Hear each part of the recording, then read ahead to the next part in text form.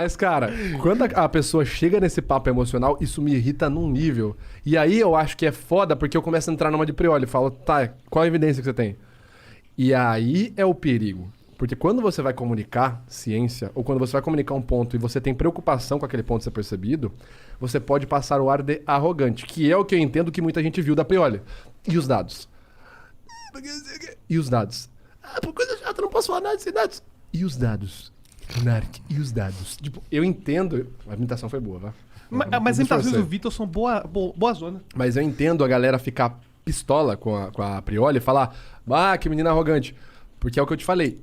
Do outro lado, e não tô usando o Monark como bode expiatório, mas do outro lado você tem uma galera, em qualquer lado que seja político, quando você tem um opositor, ele pode ter uma estratégia de fazer o quê? Engajamento emocional. Pô, mas e as crianças? Pô, mas eu não sei o quê. E aí você chega e fala assim, cara, tal coisa, você dá um dado. Aí a pessoa transforma todo o seu dado, ela te reduz no emocional. Vou dar um exemplo prático. Eu tenho vários vídeos falando sobre comportamentos de linguagem corporal e tem vídeos que eu faço críticas à teoria da linguagem corporal, com base científica. Eu falo, olha, isso aqui que falam não existe evidência, pelo contrário, existe evidência contrária. Aí vou falar uma situação que aconteceu, sem citar nomes, né? Citando nomes. Não, ainda não bebi o suficiente. Eu ia fazer uma palestra imediatamente após uma outra palestra de um outro professor. No discurso, enfim, na palestra dele, ele falava assim, olha, se a pessoa, se ela tocar muito no seu ombro, quer dizer que ela tá muito animada, porque o ombro é uma região lá, e aí se a taxísica aumentar, quer dizer que a pessoa tá demonstrando, então isso é um sinal de paquera positivo. E assim, dando uma de Monark, discordo, sabe? Tipo, cara, existe o básico de evidência pra falar isso. Mas aí o que acontece? A pessoa vai lá e faz essa palestra. Aí eu já tava assim, pronto pra subir e falar, cara, tem nada a ver, esse cara tá falando merda. O que o cara deixou antes de eu subir no palco? Porque eu imaginei que ele sabia que eu ia falar isso. Inclusive um aluno meu, ele era cego. E sabe o que ele usou na paquera? O que ele conseguiu usar na paquera? O toque no ombro, porque ele sentiu o toque. E quando ele sentiu o toque, ele sabia que a menina estava afim dele. E por isso, esse aluno meu, que era cego, conseguiu ter sucesso e se casar com essa moça. Caralho. Aí eu subo e falo, porra, essa porra não funciona, não tem sentido. Ah, que arrogante do caralho, você não tá nem aí pros cegos, seu merda? Você entende o perigo que é essa linguagem emocional? O cara te levar no papo emocional? Porque aí você vai lá e fala assim, foda-se o cego, né? Eu não vou falar isso, obviamente, né? Pô, esse cara que não se enxerga, tipo, eu não vou falar isso. Eu vou falar assim, cara, não existe evidência pro que esse cara tá falando. Mas aí eu sou transformado automaticamente no Vitor que não tá nem aí com o cego, porque a experiência pessoal do cego não conta. E aí, Vitor? E, consequentemente, isso valida a ideia do cara que não tem validação nenhuma. Você entende o perigo, cara? Bom, no caso do Monark, ele tinha razão, realmente. E detalhe, essa situação da Prioli é muito boa. Eu posso defender o meu amigo Monark? Duvido.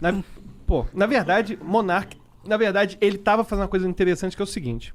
Ele tava certo, mas ele não sabia o dado que comprova o que ele fala. E eu vou falar que dado é esse que comprova que ele tá certo. Existe um exame internacional chamado exame PISA, que é o exame internacional do nível médio. E o Brasil sempre, incluindo o período do PT, sempre esteve. Já falei mal do Bolsonaro, agora tô falando mal do PT. É isso mesmo, político tem tudo que se fuder. Exatamente. É no rabo dele, né? Olha só, é que não entra nada não, filho.